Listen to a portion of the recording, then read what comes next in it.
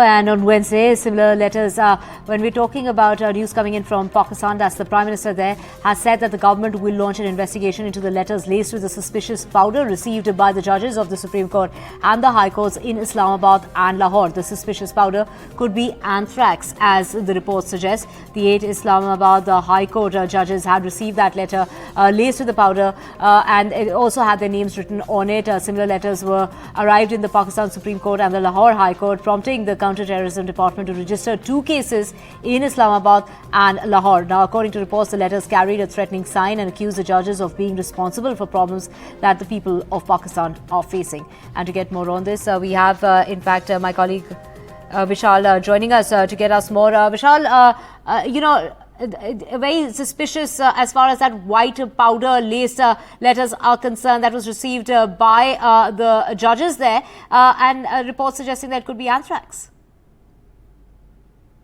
That is correct, Divya. So it's yet to be confirmed that it's anthrax or some other substance, but reports are suggesting that it could be anthrax. So anthrax is it could be lethal.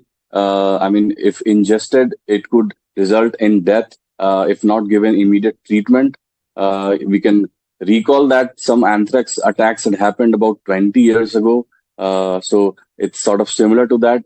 There are no reports of any injuries due to these suspected anthrax letters, but these are some sensational developments. It should be noted that about a week ago, about 6 Islamabad High Court judges had written to the Supreme Court of Pakistan and, accused the security apparatus of Pakistan to, be interfering in their matters. So following that, the Pakistani Prime Minister had met the Supreme Court Chief Justice, and the two had, decided to make an inquiry commission.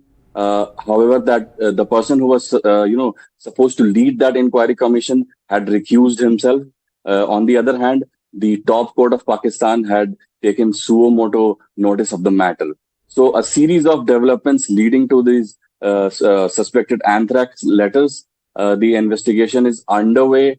Islamabad police is conducting thorough checks around the High Court premises, and other High Courts are also on high alert.